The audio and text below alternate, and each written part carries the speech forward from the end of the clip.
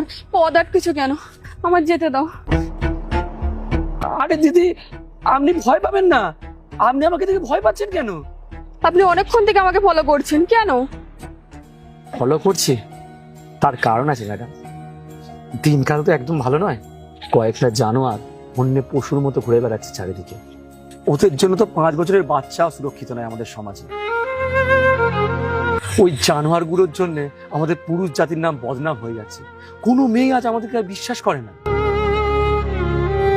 আর এই পুরুষ জাতির বদনাম দূর করার জন্য আমরা কয়েকজন এখন রাস্তায় নেমেছি। ঠিক বুঝলাম না তো। আমরা কয়েকটা ছেলে রোজ রাত্রে আমাদের পাড়াটা পাহারা দিই। আমি যেমন পাড়ার এদিকে আছি, তেমন আমাদেরই পাড়ার আরো 4-5টা ছেলে পাড়ার বিভিন্ন দিকে ছড়িয়ে আছে। আমাদের তো খুব বেশি ক্ষমতা নেই ম্যাডাম, তাই যতটুকু ক্ষমতা আছে ততটুকু দিয়ে আমাদের পাড়াটাকে আমরা সুরক্ষিত করার চেষ্টা করছি, যাতে রাত্রে সুরক্ষিতভাবে মেয়েরা আমাদের পাড়ার ভিতর দিয়ে যাতায়াত করতে পারে। চলুন ম্যাডাম, আপনাকে আপনার বাড়ি পর্যন্ত ছেড়ে দিয়ে আসি। ভয় পাবেন না, আমারও বাড়িতে মা আছে, বোন আছে, বউ আছে।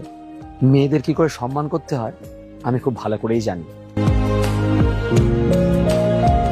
আপনাকে একটা কথা বলবো? হ্যাঁ বলুন না, কি বলবেন? আপনাকে দেখে বোঝা যায় পুরুষ মানুষের পুরুষত্ব এখনো শেষ হয়ে যায়নি।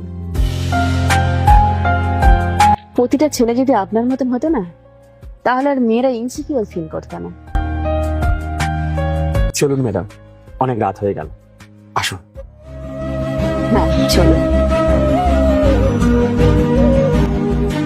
দুর্গারূপে যে নারী করে সংসার আলো, তার সুরক্ষায় হোক সমাজ আরো ভালো। অবলা নয় সে, শক্তি সেই তো উৎস, তার সম্মানেই হোক আমাদের এই পুরুষার্থ ও মনুষ্যত্ব।